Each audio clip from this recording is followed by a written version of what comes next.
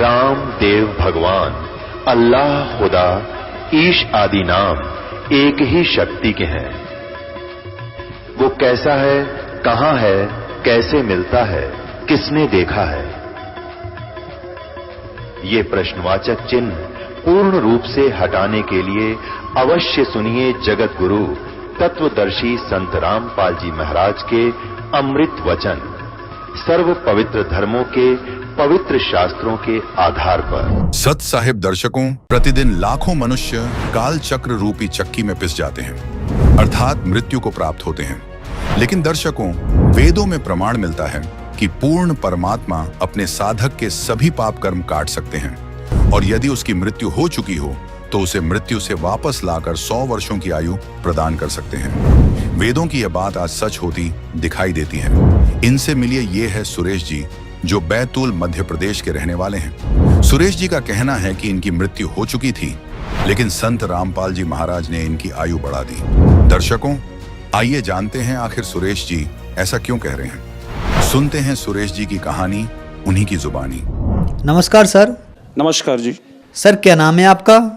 Suresh Das sir. Suresh ji, आप कहाँ के रहने वाले हैं?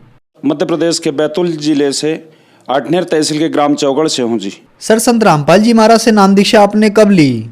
सर, मैंने संत रामपाल जी महाराज से दीक्षा 14/4/2011 को मैंने दीक्षा ली रामपाल जी महाराज से। सर, संत रामपाल जी महाराज से नाम दीक्षा लेने से पहले आप क्या भक्ति साधनाएं करते थे? जी, मैं संत रामपाल जी महाराज की शरण में आने से पहले मैं बचपन से ही भक्ति अध्यात्म में रुचि रखता था, और मैं बचपन से ही गुरु की तलाश में था।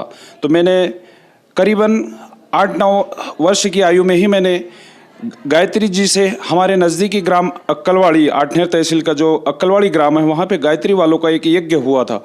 मैंने करीबन 25-30 साल गायत्री परिवार से मैंने नाम दीक्षा ले रखी थी, और इतनी भक्ति करता था कि मैं करीबन प्रतिदिन 2-3 घंटे भक्ति करता था। और उनका जो मंत्र लेखन की पुस्तक थी, वो भी मैंने करीबन 100-200 पुस्तकें पूरे गांव वालों की भी लिख करके मैंने जमा करी, जिससे मेरे परिवार में आर्थिक स्थिति की तंगी बढ़ते गई, और परिवार में इतना कष्ट बढ़ गया कि हम खाने के लिए भी मोहताज हो गए।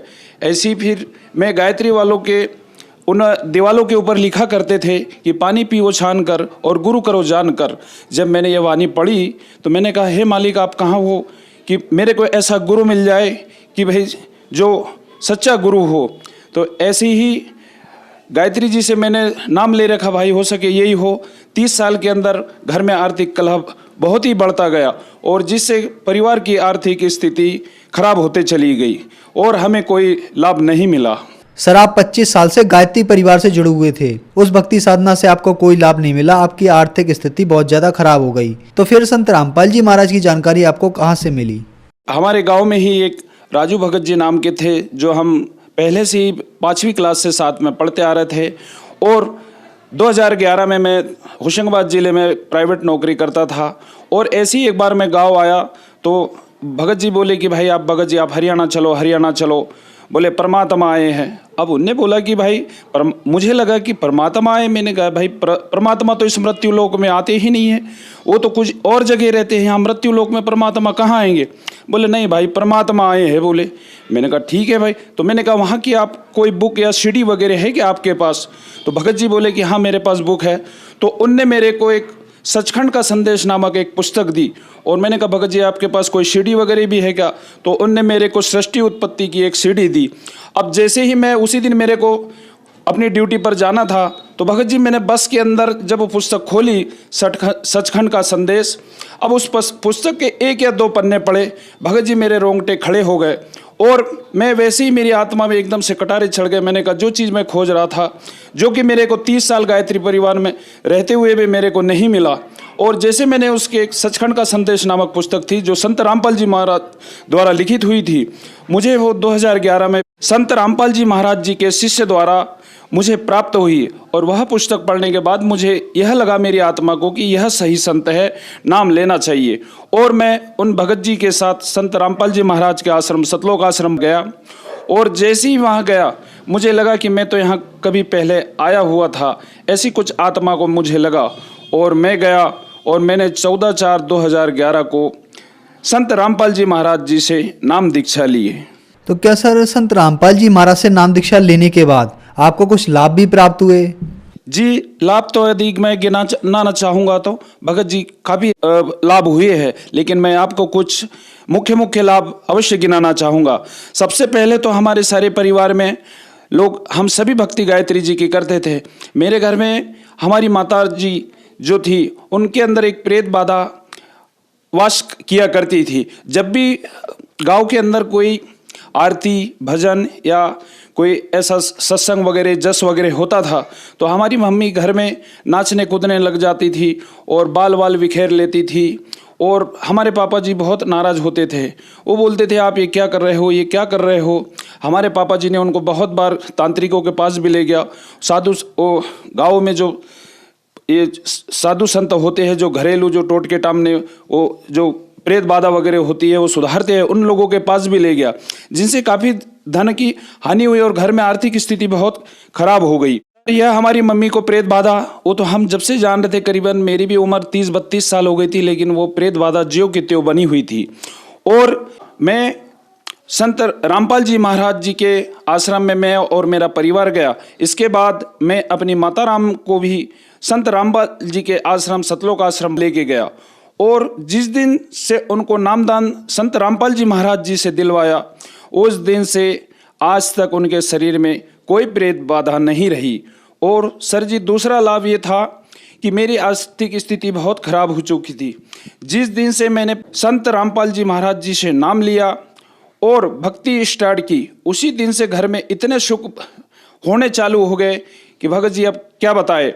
सबसे पहला तो जैसे ही मैंने नाम लिया संत रामपाल जी महाराज से, सबसे पहले मालिक ने मेरा मकान बनवाया और इसके बाद मेरा छोटा मोटा सा दुकान किराने का काम स्टार्ट हो गया। इसके जरिए मालिक की दया से, संत रामपाल जी की दया से मेरा गल्ले का बिजनेस छोटा मोटा चालू हो गया। इसके बाद अभी पिछले साल ही मैंने परमात्मा की दया से एक नया ट्रैक्टर खरीद लिया।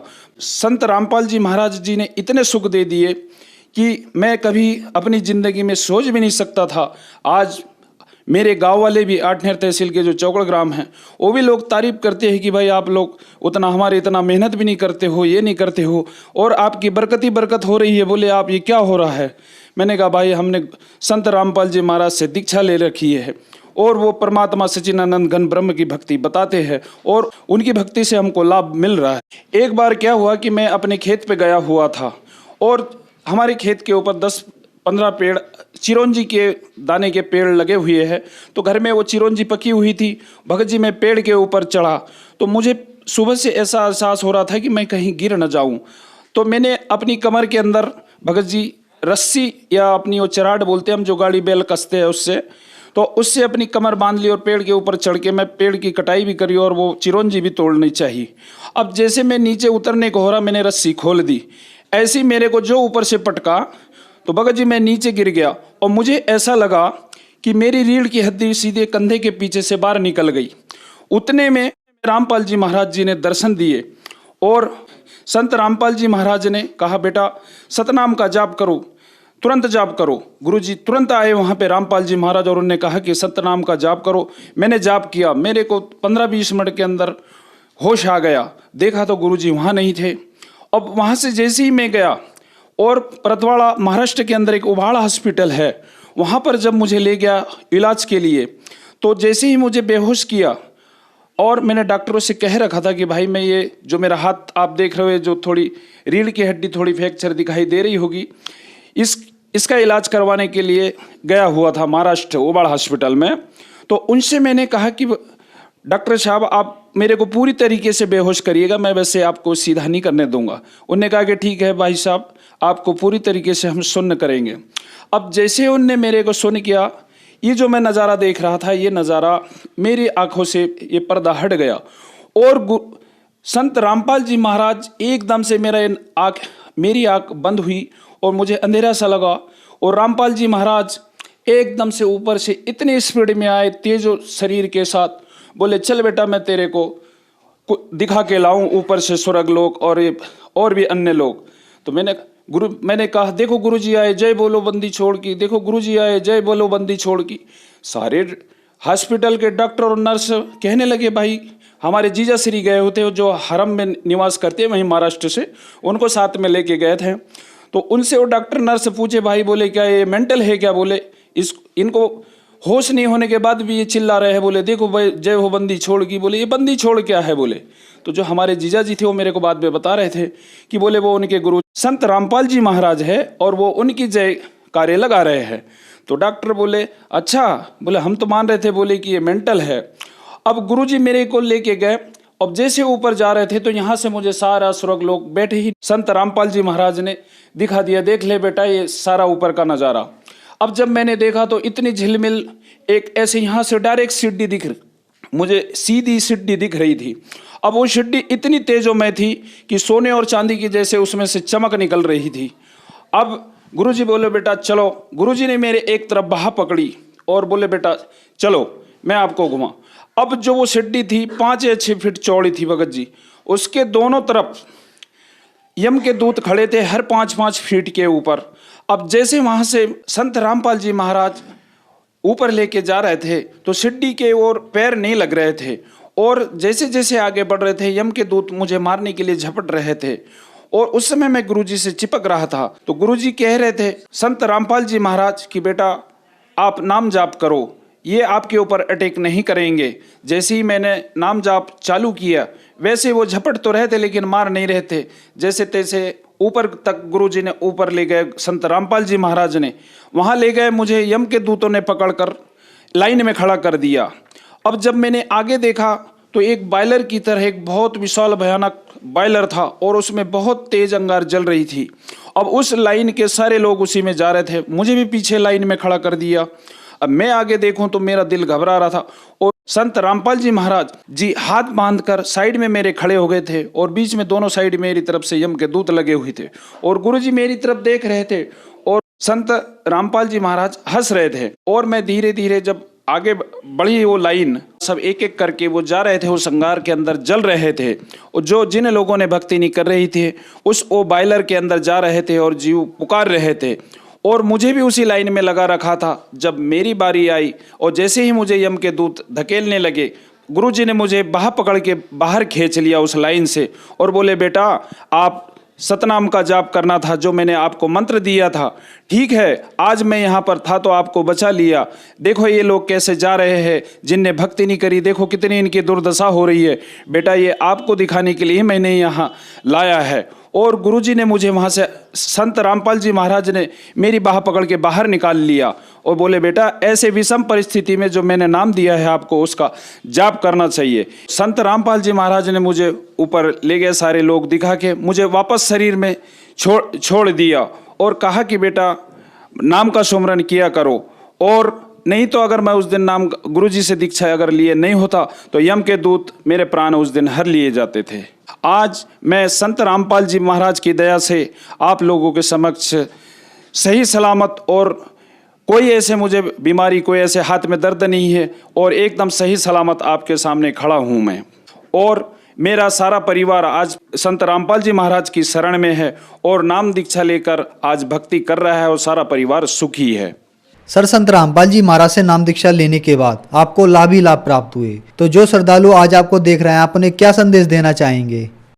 सर, मैं उनको संदेश तो क्या दे सकता हूँ, लेकिन मैं मेरे जिलेवासी और मेरे तहसीलवासी जो आठनेर तहसील से रहते हैं, बैतूल जिले में रहते हैं, उन सभी से करबद्ध प्रार्थना करता हूँ कि जो भी आज तक आपने ज्ञान सुना है वो शास्त्रों में प्रमाण नहीं है। मैंने भी आप ही की तरह 30 साल गायत्री में बिताए और भी अन्य पंथों में मैं जाते रहा, देवकीनंदन ठाकुर जी के भी पास जाते रहा, जिनने मुझे प्रति, मैं और मेरी पत्नी दो के उनने 2500 रुपये बोले। मैंने जो सिवनी बिलट देव में आए थे मैं उनके पास गया, उनने पैसे की मांग करी तो मैंने उनसे दीक्षा नहीं ली। उसके बाद से मैं हताश हो गया। फिर मुझे संत रामपाल जी महाराज की बुक मिली और मैंने इनसे नाम लिया। तो ऐसे ही मैं सभी भक्त समाज से आज करबद्ध प्रार्थना करना चाहता हूँ कि आप भी इन नकली धर्म गुरुओं संतों के चक्कर में ना पढ़ो। अपने पास परमात्मा के इतिहास गवाह है, उन सबको पढ़ो। और आज समस्त समाज जो जगत है सभी शिक्षित है और अपनी शिक्षा का उपयोग करके अपने शास्त्रों में सारे ज्ञान को जो रामपाल जी महाराज आज बता रहे हैं उसको मिलान करिए और रामपाल जी महाराज से भक्ति करके अपना जीवन सफल बनाइए। सर, संत रामपाल जी महाराज से नाम दीक्षा कैसे ले सकते हैं? जी, संत रामपाल जी महाराज के कई 12 या 13 टीवी चैनलों के ऊपर प्रतिदिन सत्संग चलता है। उसके नीचे पट्टियाँ चलती है जिसमें नामदान केंद्रों के नंबर दिए हुए और भक्तों के कुछ नंबर दिए हुए। आप जिस भी जिला या देश के अंदर रहते हो या प्रदेश के अंदर रहते हो, संत रामपाल जी महाराज का सत्संग चल रहा है, आप उन नंबरों पर फोन करके अपने ही जिले में आप संत रामपाल जी महाराज जी से दीक्षा प्राप्त कर सकते हो। धन्यवाद सर। सत साहेब जी। दर्शकों, अभी आपने सुने संत रामपाल जी महाराज से दीक्षा प्राप्त करके सुखी हुए भक्त के अनुभव। अब देखिए जगत गुरु तत्वदर्शी संत रामपाल जी महाराज के मंगल प्रवचन। लेकिन जो गरीबदास जी ने जो विशेष रूप से ज्ञान दिया है वो परमात्मा और इन सब महापुरुषों की अपनी एक गुप्त चाल थी।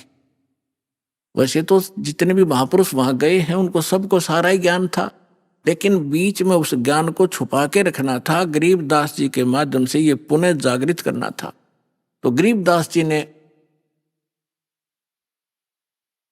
अपनी वाणी में यही बताया है, अब इतना समय नहीं वो आपको मैं सुनाऊं, कि वहां सतलोक के अंदर ऐसी स्थिति है, ऐसा वहां पर रहन सहन है, वहां बाग बगीचे हैं, सदाबहार वृक्ष हैं, सारे सुख हैं, और वहां जाके तुम सदा सुखी रहोगे, सदा युवा बने रहोगे, वहां तुम्हारी मृत्यु नहीं होगी, तुम्हारा परिवार होगा। तो अब हमने इन बातों से ये विश्वास करना पड़ेगा कि जो भगवान बतावे, आंखों देखा संत बतावे, तो उस व्यवस्था में, उस ज्ञान में त्रुटि नहीं है। तो आपकी आशा, आपकी इच्छा जहां भी रहेगी, अंत समय में भक्ति करने वाले की जहां आशा ता बासा हुई, आपकी इच्छा रहेगी बच्चों में, किसी अपने पशु में या महल में मकान कोठी घनी बड्डी बना ली है, 10-20 लाख रुपये लगा दिए, और मरते समय कोठी में ममता रहेगी। वही कितना या तो माखी मच्छर बन के आ जाएगा, या कितना कुत्ता बन के बराबर में बैठेगा, कोठी में देखे जाएगा खड़ा खड़ा। तो कहने का भाव ये है कि जहां आशा ता वासा हुई, मन कर्म वचन सुमरियो सोई। तो आपने ये भक्ति करते समय आप जी ने एक ऐसी दृढ़ इच्छा बनेगी, वैसे बनाए से नहीं बनेगी। यहाँ के दुख, अस्थायी जीवन आपको साफ दिखाई देगा, और वहां के सुख और प्रमाण बतावें। अब जैसे श्रीमद् भगवत गीता अध्याय नंबर 7 के श्लोक नंबर 29 में गीता ज्ञानदाता कहता है कि अर्जुन, जो साधक जरा और मरण से मोक्ष चाहते हैं, देखो ये अध्यात्म मार्ग है, बालक स्टूडेंट नहीं समझ सकते इसको, इसके लिए टीचर की आवश्यकता पड़ी। अब इसमें जरा शब्द लिखा है और मरण लिखा है। जरा माने वृद्ध अवस्था और मरण माने मृत्यु। अब जो इस जरा और मरण से छूटने के लिए, यानी इससे सिद्ध है कि जरा है तो वहां जीवन भी है, जहां जरा नहीं है, बुढ़ापा नहीं है, तो जीवन तो है ही, मनुष्य शरीर भी है वहां पर। जरा और मरण, फिर वहां मृत्यु भी नहीं है। मृत्यु नहीं है तो जीवन भी है। जो जरा और मरण से छूटने के लिए, या तो मरण मरण लिख देते तो मृत्यु होगी, जैसे ये कहते हैं वहां प्रकाश में लीन हो जाते हैं। तो ये हमारा गीता का श्लोक ये भी निर्णय कर रहा है कि जीवन है जहां जाने का संकेत कर रहे हैं। जरा और मरण से छूटने के लिए जो प्रयत्नशील हैं, वो तत्परम से और सारे दात्म ज्ञान से और सभी कर्मों से परिचित है वो व्यक्ति। वो ये समझ चुके हैं कि यहाँ वो किसी वस्तु की डिमांड नहीं करते, केवल जरा और मरण से छूटने के लिए ही प्रयत्न कर रहे हैं। तो इससे भी ये सिद्ध होता है कि कोई ऐसा स्थान है जहां वृद्ध अवस्था नहीं है और वहां मरण नहीं है। तो हमारे सदग्रंथ जो, जिनको हम आम अपने हिसाब से एक शिरोधार्य मानते रहे हैं, वो भी प्रमाण कर रहे हैं कि ऐसा स्थान है जहां जरा और मरण नहीं है। और फिर क्या बताते हैं गरीबदास साहिब जी, कहते हैं कि सतगुर मिले तो इच्छा मिटे, पद मिल पदे समाना, और चल हंसा उस लोक पठाऊं जो आदि अमर अस्थाना। चार मुक्ति जहां चंपी करती, ये माया होरी दासी, चार मुक्ति, यहाँ की चौथी मुक्ति, ये चार मुक्तियां हैं, इनको हम सुख मानते हैं, स्वर्ग में प्राप्त होती हैं, और वो नाशवान है। कुछ समय के बाद उनका मुक्ति प्राप्त करने वाले भी नष्ट हो जाते हैं, वो सुख भी नहीं रहता। और वहां पर आपको ये सारा सुख सदा बना रहेगा, तो वहां आपका जीवन है। चार मुक्ति जहाँ चंपी करती माया होरी दासी, जिस माया के पीछे आप भाग रहे हो, कोठी बना लूं, बढ़िया खाना खाऊं, ऐसे कर लूं, कार ले लूं, कहते वहां विमान है आपके पास, प्रत्येक प्राणी के नारे नारे, और सारा भरपूर है वहां सारा घर। तो कहते चार मुक्ति जहाँ चंपी करती माया होरी दासी, दास गरीब अबे पद पर से वहां मिले राम अविनाशी। वो भगवान मिलेगा अविनाशी भगवान, और सारे सुख आपको बने रहेंगे। वो स्थान है सतलोक, जहां आपको इस मंत्र और साधना से पहुंचाया जाएगा। आपके बहुत ही सौभाग्य है पुण्यात्माओं, आपको ये स्थान मिला, यो भगवान मिला, और सच्चा यो सतनाम मिला। इसको बना के रखना और सिर धड़की बाजी लगा दो। कहते समझा है तो सिर धर पाओ, बहुर नहीं रे ऐसा था।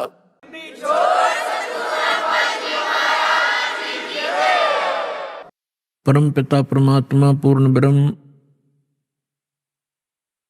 सर्व सृष्टि रचनहार कुल के मालिक परमेश्वर कबीर देव जी की असीम रजा से आप सभी पुण्यात्माएं सत्संग सुनने के लिए उपस्थित हुए हैं। प्रथम तो मानव शरीर महापुरुषों ने, सदग्रंथों ने बताया है कि बहुत ही दुर्लभ है, और मनुष्य जीवन प्राप्त करके सत्संग मिलना उससे भी दुर्लभ है। और सत्संग सतगुरु ही किया करते हैं, सतगुरु के बिना सत्संग नहीं होता।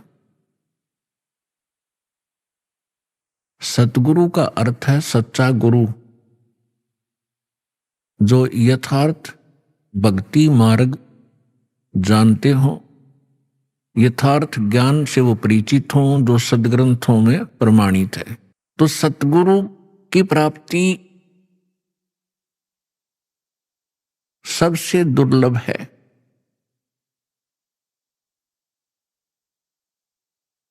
पुण्यात्माओं, सतगुरु कौन होता है? या तो स्वयं परमेश्वर हो सकता है, जो सच्चा ज्ञान रखता हो,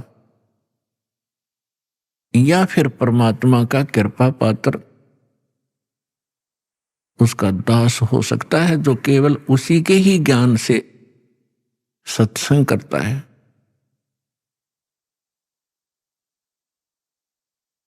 तो पुण्यात्माओं, सतगुरु की महिमा बताई है परमेश्वर ने स्वयं ही। कहते हैं सिद्ध तारे पिंड आपना, साधु तारे खंडे, उसको सतगुरु जानियो, जो तारे देवे ब्रह्मंडे। के सिद्ध साधक अपना ही कल्याण कर सकता है। परमात्मा से परिचित जो संत हुए हैं, वो कुछ एक डिवीजन को, खंड को, जैसे एक ब्लॉक होता है, उसको ही लाभ दे सकते हैं, और सतगुरु उसको जानना जो तार देव ब्रह्मांड, पूरे विश्व का कल्याण कर दे।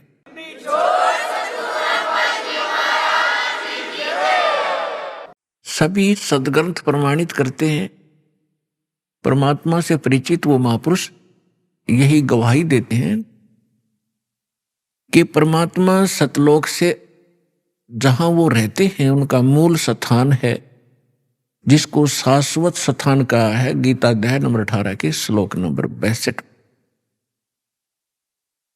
कि अर्जुन तू सर्वभाव से उस परमेश्वर की शरण में जा, उसकी कृपा से तू परम शांति को और शाश्वत स्थान को प्राप्त होगा। शाश्वत माने जिसका कभी विनाश ना हो, अमर लोक।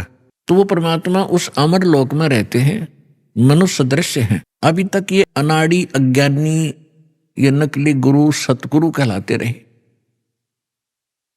इनको ज्ञान कुछ था ही नहीं। ये सतलोक के अंदर प्रकाश ही प्रकाश बताते हैं और आत्मा का कल्याण ये बताते हैं कि उसमें जाकर जैसे बूंद समुद्र में मिल जाती है, ऐसे ये आत्मा उस प्रकाश में विलीन हो जाती है। ये है लोकवेद। अज्ञानी झूठे सतगुरु, नकली सतगुरु जो बने हुए हैं, इनका ज्ञान। और कुछ एक चतुरता दिखाते हैं।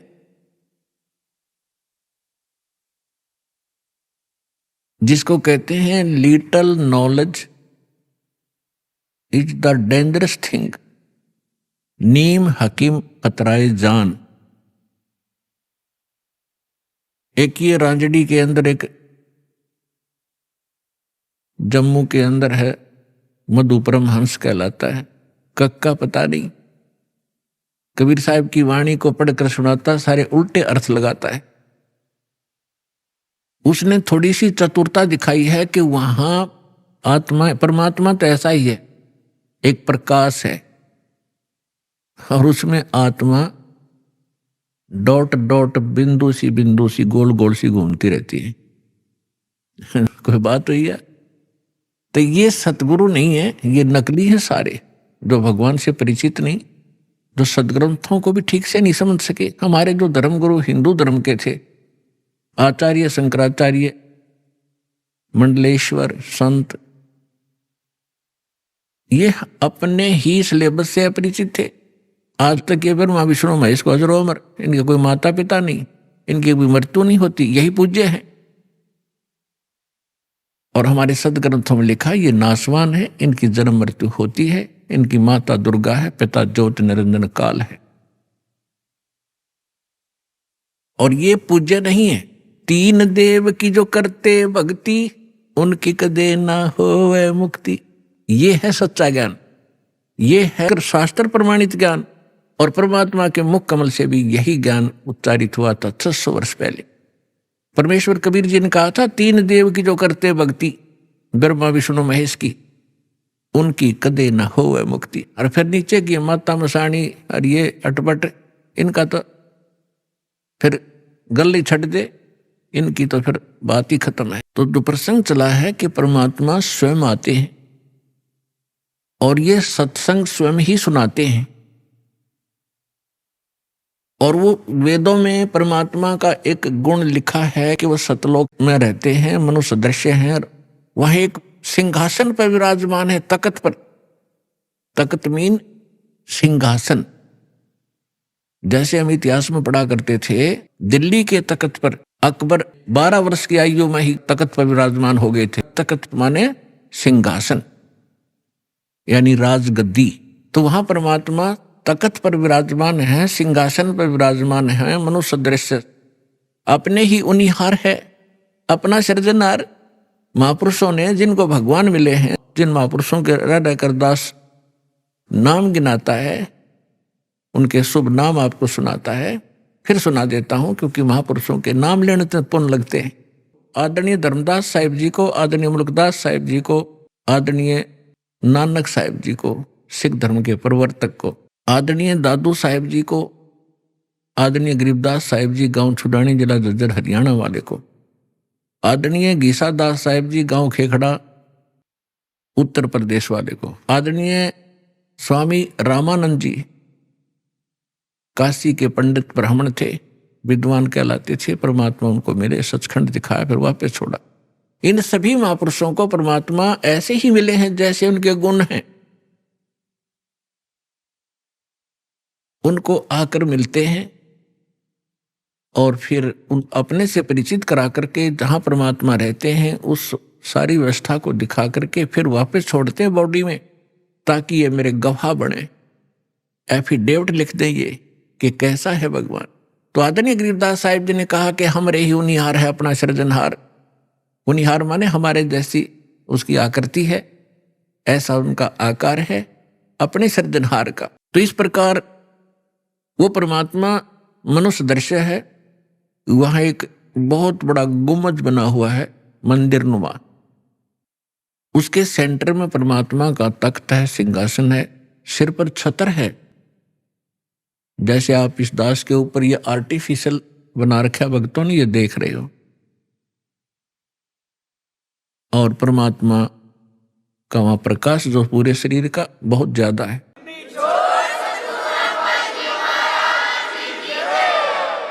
उस परमात्मा के एक रोम माने बाल, एक रोम कहो या रोमकूप कहो, क्योंकि शरीर से ही, उनकी बॉडी से ही प्रकाश निकल रहा है, झलक रहा है, उसी से उसके रोम यानी बाल प्रकाशित हो रहे हैं। करोड़ सूर्य मिला दे, करोड़ चंद्रमा, तो भी एक रोम यानी बाल का प्रकाश ज्यादा होगा। तो इतना तेज है उस परमेश्वर का। वहां पृथ्वी है सतलोक, जैसे धरती आप देख रहे हो ये ऐसी, वो केवल व्हाइट कलर की है। जैसे आप बालू रेत देखते हैं तो वहां वो पृथ्वी का कैसा रंग है, और उस पर वर्षा हो जाती है, वो सेट हो जाता है तो भी कलर वैसा ही रहता है। तो ऐसा उस सतलोक का भी प्रकाश है, वो भी सौ प्रकाशित है। जैसे हीरा प्रकाशित होता है, हीरे में अपने आप चमक होती है, मोती में चमक होता है, इस प्रकार वो पृथ्वी है।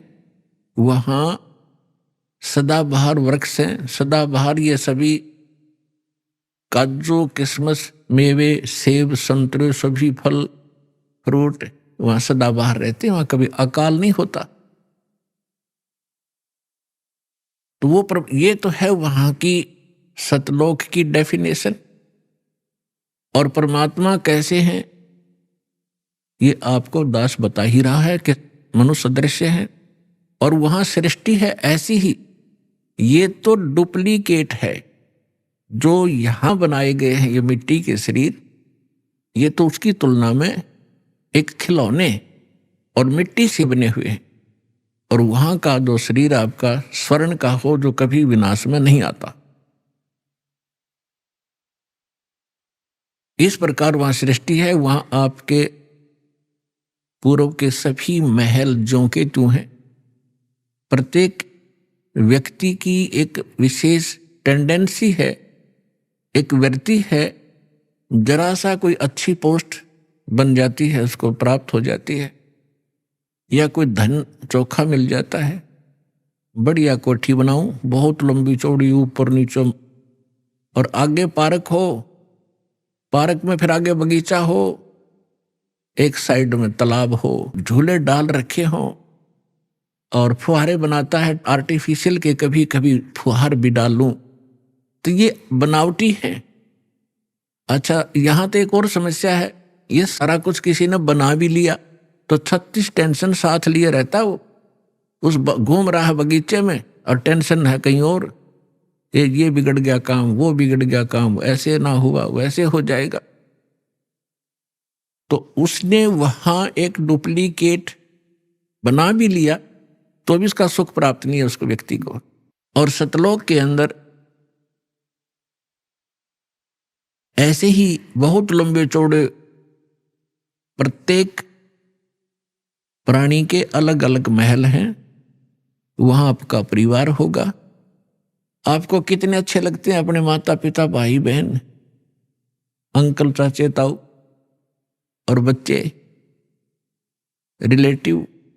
और यहां ठीक है, अच्छे तो लगेंगे क्योंकि अच्छे हैं, और कल मृत्यु हो जा, टक्कर मारते रहो, कभी कभी भी जीवन में आप उनको नहीं देख सकते फिर। तो ये अच्छा लगते हुए भी व्यर्थ है। और वहां जाओगे आपके सारे सुख होंगे, वहां कभी मृत्यु नहीं होगी। कोई व्यक्ति नहीं चाहता मैं वृद्ध हूं, वृद्ध अवस्था प्राप्त हूं, बूढ़ा हूं, और बूढ़े होगे। कोई नहीं चाहता मैं मरूं और मृत्यु डेफिनेट। तो ऐसा क्यों हो रहा है, ऐसी धारणा क्यों आपकी? क्योंकि आप पहले ऐसे लोक में रहते थे जहां ना वृद्ध अवस्था है और मृत्यु नहीं है। वहां ये 5 तत्वों का बना हुआ पुतला नहीं है। इसमें कभी बीपी हाई है, कभी लो है, कभी राग खींच रहा है, कभी द्वेष। राग द्वेष वहां होता है जहां समानता नहीं होती, और वहां समानता है एक परमात्मा को छोड़कर। सबके एक जैसे बॉडी हैं, एक जैसा सबके महल हैं, एक जैसा खान पान है, कोई उसमें अंतर नहीं और कोई अभाव नहीं किसी वस्तु का। तो राग द्वेष और इस तरह के जो रोग होते हैं ये किसी त्रुटि के कारण होते हैं। तो आप जी उस स्थान को छोड़कर गलती से यहां आ चुके हो और यहां आपका कोई ठिकाना नहीं। जिन महापुरुषों को परमात्मा मिले उन्होंने बताया है, आगे गए ना बावड़े, बावड़े माने वापस नहीं आए। पहले जो चले गए उन्होंने आकर बताया नहीं हमारे साथ क्या बीती, और रहते भी सब जाही, बिन साहेब की बंदगी कहीं ठोर ठिकाना नहीं। पहले चले गए, उनका तो पता नहीं क्या बुरा हाल हुआ या अच्छा हुआ, उन्होंने तो कोई आके हमें संदेशा दिया ही नहीं, और ऐसे ही शेष हैं वो चले जाएंगे। तो गरीबदास साहिब जी कह रहे हैं कि बिन परमेश्वर की भक्ति कहीं ठोर ठिकाना ना। जैसे आज कोई प्रधानमंत्री है किसी कंट्री का,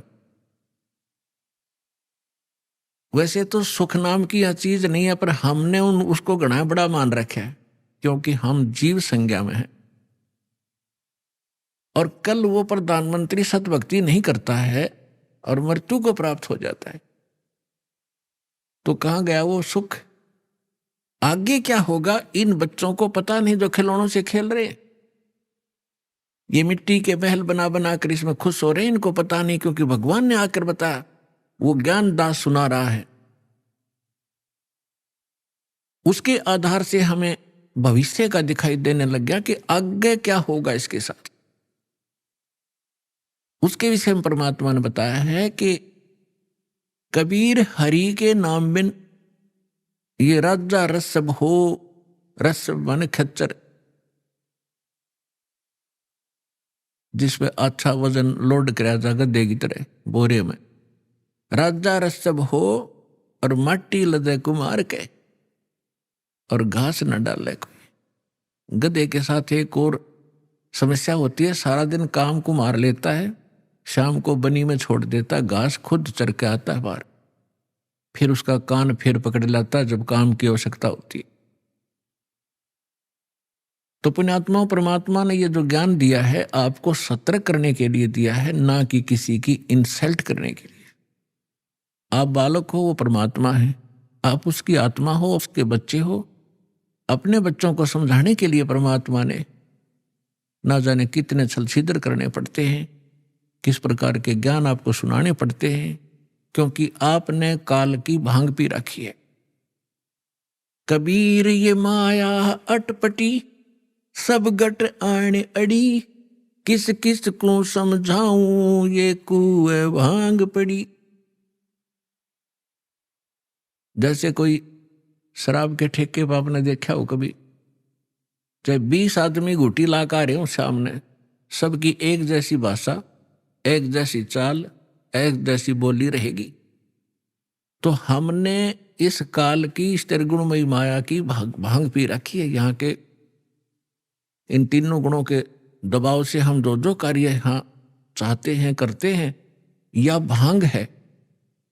और सभी एक जैसी वृत्ति होगी क्योंकि सबने एक का कुएं की भांग पी रखी है, वो ज्ञान सुनने को मिला ही नहीं आपको। अब ये ज्ञान मिला है जो इस भांग को उतारेगा, ये एंटीबायोटिक है, और ये ज्ञान सतगुरु ही दे सकता है। और सतगुरु परमात्मा ही होता है। 600 वर्ष पहले परमात्मा स्वयं आए थे, वो सतगुरु भी थे, परमात्मा तो वो थे ही थे। और फिर उन्होंने कहा था कि जब गरीबदास जी का पंथ होगा 12वां पंथ, उसमें काल अपना जाल जरूर फैलाओगा, लेकिन 12वें पंथ में परमात्मा ने कहा था हम फिर आएंगे। अब परमात्मा नहीं आए तो दास भेज दिया अपना, वही पावर, वही ज्ञान, दास के अंतःकरण में फीड कर दिया, जो दास आपको आज वर्षा कर रहा है उस अमृत ज्ञान की।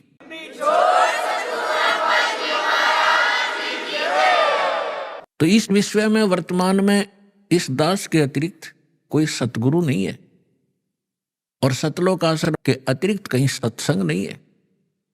ये चाहे अनजान व्यक्ति प्रथम बार सुने ये सोचे रामपाल अभिमान करे, रामपाल को अभिमान तो आसपास नहीं है, लेकिन ये सच्चा ज्ञान जरूर है, और यह सत्य है जो दास एक एक शब्द बोल रहा है। ये कुछ दिन के बाद आपके सारी अच्छी लगेंगी, सुहा जाएंगी, आपको स्वीकार्य भी होंगी।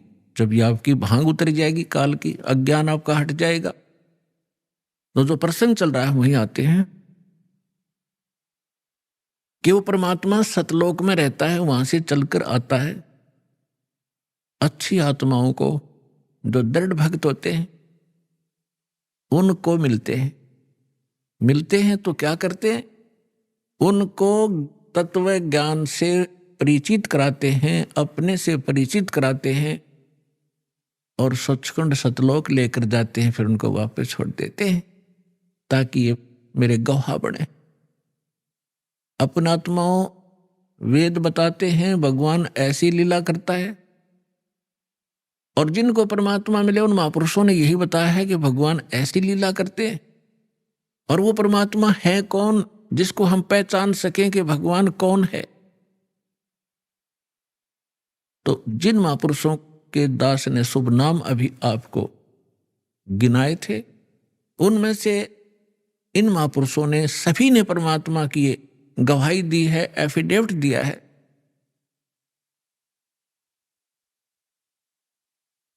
आदरणीय धर्मदास साहिब जी ने यही कहा है, और यही मलुकदास जी साहिब ने कहा है कि सतलोक से चलकर आए, अमर लोक से चलकर आए, गति करके आते हैं परमात्मा। काटन काल की जंजीर, काल ने हमारे को क्रम बंधनों से बांध रखा है, और क्रम के बंधन को समर्थ परमात्मा सत्य पुरुष ही काट सकता है, परम अक्षर ब्रह्म ही काट सकता है। क्रम के बंधन को, कर्म को, प्रारब्ध में किस्मत में लिखे हुए लेख को या संचित कर्म को न तो श्री ब्रह्मा, ना श्री विष्णु, ना श्री शिव, ना देवी दुर्गा, और ना ब्रह्म ना परब्रह्म, केवल परम अक्षर ब्रह्म ही काट सकता है। वो इसके अतिरिक्त और नहीं, उस कर्म की बेड़ी को नहीं काट सकते।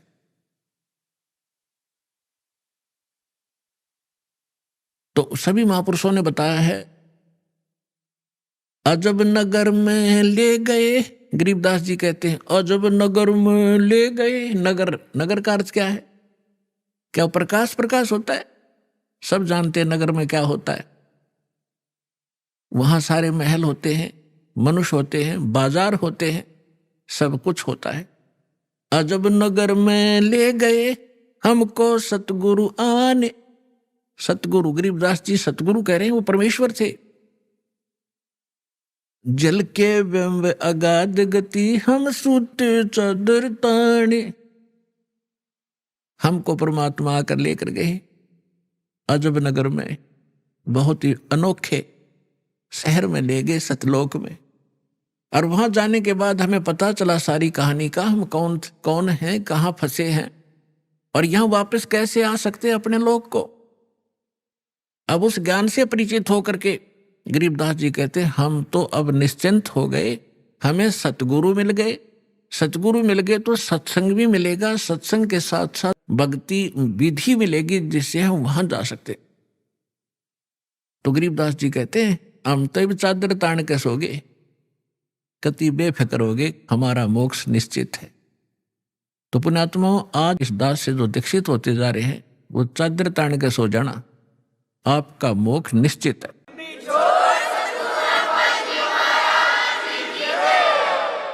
लेकिन रहना मर्यादा में, और मर्यादा में भी तभी रहोगे जब आपको यहाँ का दुख दिखेगा और वहां के सतलोक के सुख का आपको आभास होगा। और फिर धीरे धीरे कैसा समाज बनेगा, या माया की जो दौड़ है या आग लगी हर एक के अंतःकरण में, या शांत होएगी। आप माया के पीछे किस लिए भाग रहे हो? बड़ी कोठी बनाऊंगा, गांव नगर में मेरी शोभा होगी, फिर लड़का लड़की ब्याहूंगा, खूब बैंड बाजे बजवाऊंगा तू तू तू तू तू करवा के, और खूब दान दूंगा, लोग देखेंगे बड़ा दान करा भाई इसने। तो ये दोनों बीमारी आपका समझ में आ जाएंगी कि आज तू बेटी ब्याह रहा है या बेटे का ब्याह कर रहा है और कल मृत्यु होगी, फिर कहाँ गए तेरे वो तू तू तू तू टक्कर मार कर रोएगा।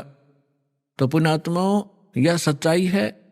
आज तक को बताने वाला दृढ़ता से सामने आ नहीं सका। ये सारे नकली हैं, ये केवल वही बातें करते हैं जो समाज में अच्छी लगे।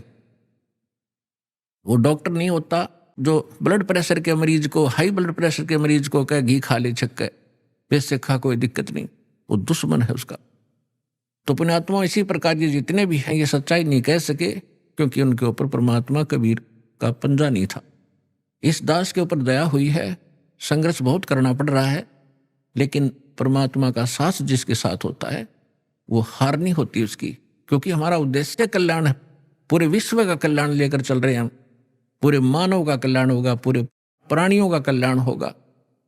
क्योंकि जैसे आज ये परमात्मा की वाणी है, इसमें इतनी शक्ति है जो स्वयं परमेश्वर ने आके बोली है। उसके बाद फिर गरीबदास जी के माध्यम से जो वाणी बुलवाई, उन्होंने वही वाणी एजडी दे दी, और उस वाणी को फिर दास बोल रहा है। यानी अधिकारी के द्वारा जो वाणी बोली जाती है उसका असर होता है। पहले भी आपको बहुत बार सुनाया है कि जैसे एक राजा की पत्नी एक शिष्य थी संत की। राजा इसका विरोधी था कि ये गुरु बनाने की आवश्यकता नहीं होती, राम राम घर बैठ के कर ले। अभी आपने सुने संत रामपाल जी महाराज के मंगल प्रवचन। आइए अब सुनते हैं संत रामपाल जी महाराज से नाम दीक्षा लेकर सतभक्ति करके अद्भुत लाभ प्राप्त करने वाले अनुयायी के विचार। वेदों और शास्त्रों में यह प्रमाण है कि पूर्ण परमात्मा मनुष्य के समस्त पाप कर्मों के दंड को मिटाकर उसे सुखमय जीवन प्रदान करते हैं। ऐसी ही कहानी हम आज आपके सामने लेकर आए हैं द्रौपदी जी की, जो अलवर राजस्थान की रहने वाली है। ये थायराइड जैसी गंभीर बीमारी से जूझ रही थी और जीवन के ऐसे कठिन दौर से गुजर रही थी जहां जीने की कोई चाह शेष नहीं रह गई थी। इनका कहना है कि इन्होंने संत रामपाल जी महाराज से नाम दीक्षा ग्रहण की और इसके बाद इनकी सारी बीमारियां दूर हो गईं। आखिर ऐसा कैसे संभव हुआ कि द्रौपदी जी को अनोखे लाभ मिलने शुरू हो गए? आइए अब उन्हीं से जानते हैं उनकी कहानी, उन्हीं की जुबानी। नमस्कार जी। सत साहिब सर। क्या नाम है आपका? द्रौपदी। आप कहाँ से आए हैं? मैं गांव सौकर, जिला अलवर, राजस्थान से। संत रामपाल जी महाराज जी से आपने नाम दीक्षा कब ली? 2013 में।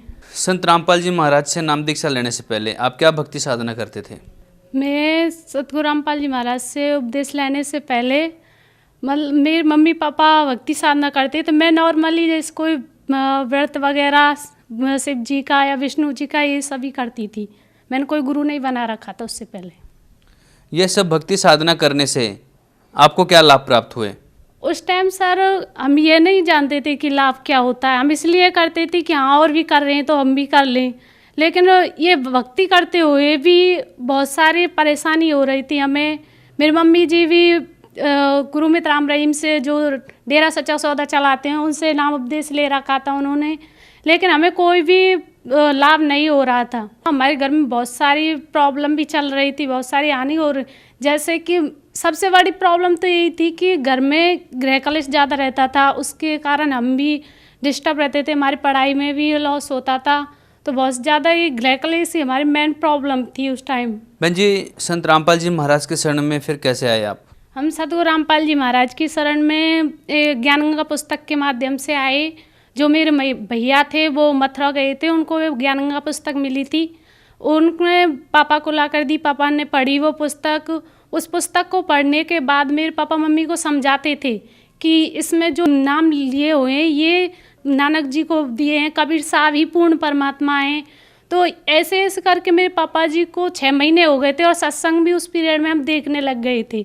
तो उस टाइम 3 घंटे का सत्संग आता था परम गुरु जी का, तो हम उस टाइम देखते थे। और उसके बाद 6 महीने के बाद मेरे पापा जी ने 2012 में नाम उपदेश लिया था मम्मी पापा ने। उसके बाद 2013 में मैंने नाम उपदेश लिया था। संत रामपाल जी महाराज जी से नाम दीक्षा लेने के बाद क्या लाभ प्राप्त हुए?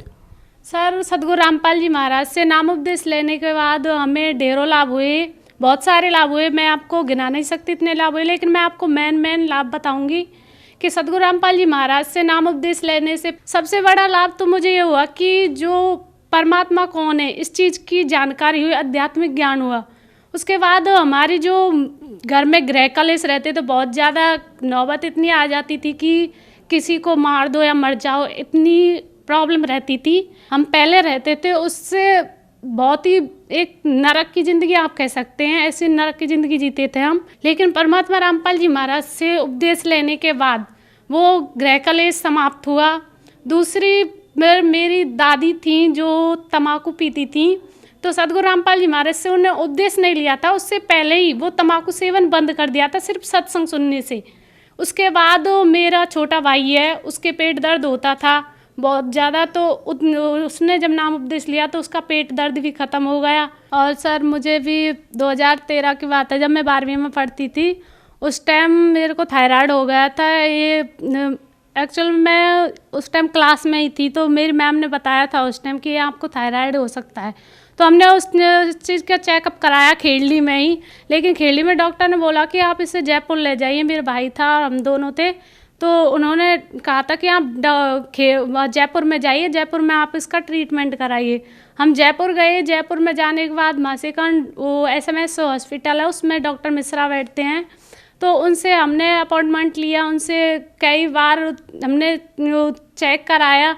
उसके बाद मेरा थायराइड निकला, तो डॉक्टर ने ये बोला था, इस प्रक्रिया में करीबन 4-5 महीने लग गए थे, क्योंकि हमें जब वो बोलते थे तभी हमें जाना पड़ता था जयपुर, और 1-2 दिन भी लग जाता था वहाँ पर। तो उसके बाद डॉक्टर ने बोला था कि उस इतनी बड़ी शीशी थी, उसमें कम से कम 150 गोली थी। उन्होंने कहा था कि आपको ये सुबह गोली लेनी है, और वो भी भूखे पेट, या तो ये ज़िंदगी भर लीजिए, नहीं तो ऑपरेशन कराना है। मैं हॉस्पिटल के नाम से बहुत दूर भागती थी, तो इसलिए तब तक मेरे पापा और मम्मी ने नाम उपदेश ले लिया था 2012 में, और ये प्रॉब्लम मुझे 2013 में हुई। तो उसके बाद मैंने गुरुजी सदगुरु रामपाल जी महाराज से नाम उपदेश लिया। नाम उपदेश लेने के बाद मैंने सदगुरु रामपाल जी महाराज से जो नाम उपदेश दिया और उन्होंने मैंने भक्ति की, उसके बाद मुझे थायराइड की प्रॉब्लम नहीं हुई, और परमात्मा की कृपा से अब मेरे थायराइड भी नहीं है।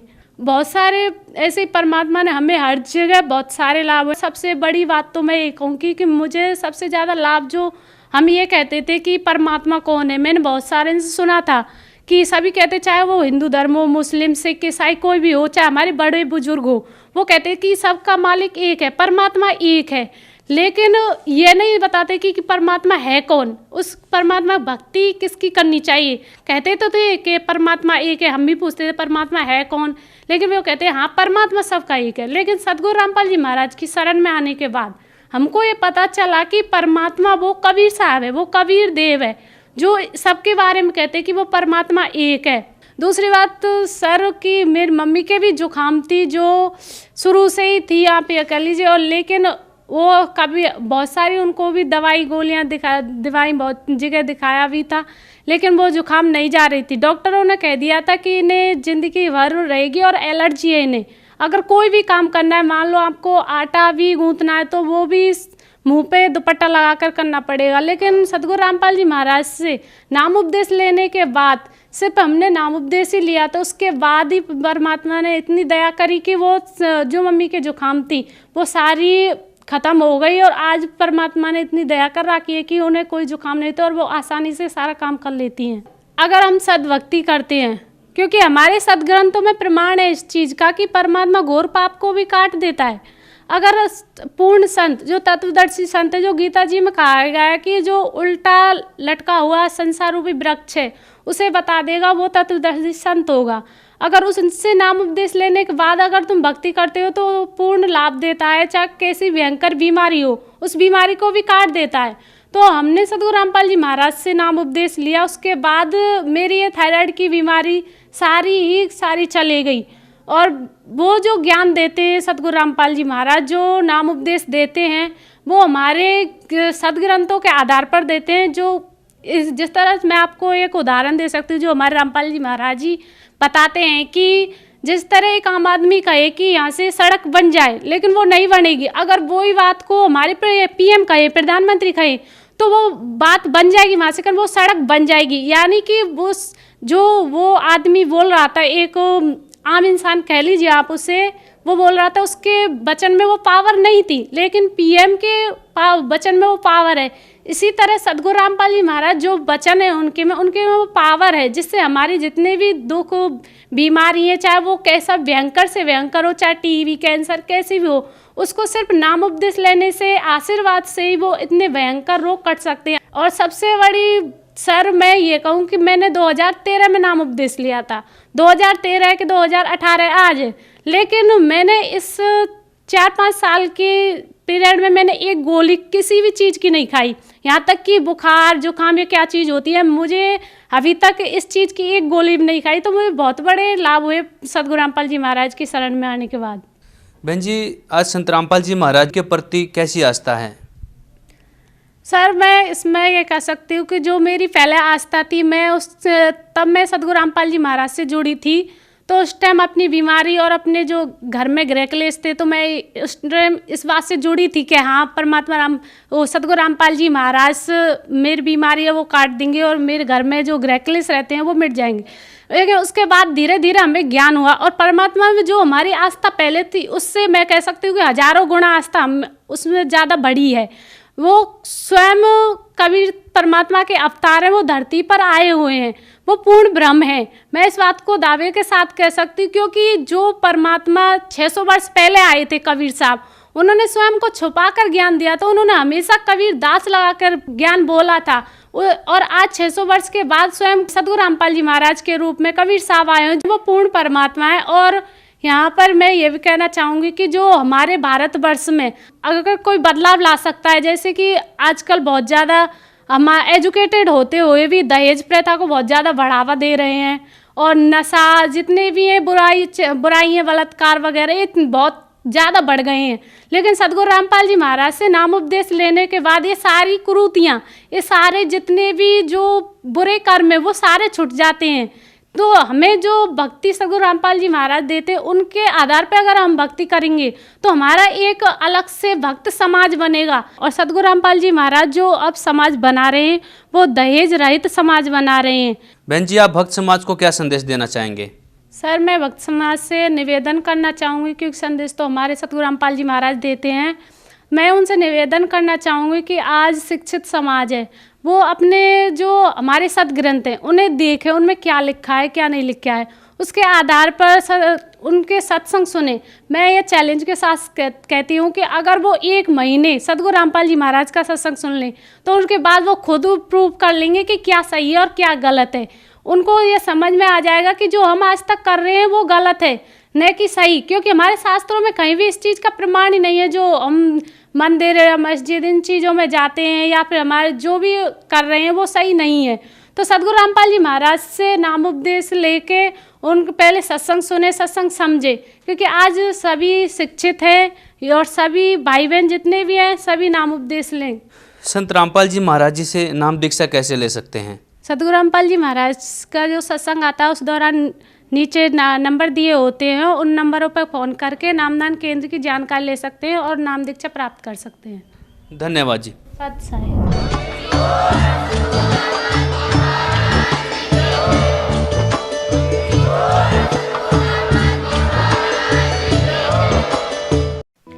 आप सुन रहे थे जगत गुरु तत्वदर्शी संत रामपाल जी महाराज के मंगल प्रवचन। अधिक जानकारी के लिए संपर्क करें।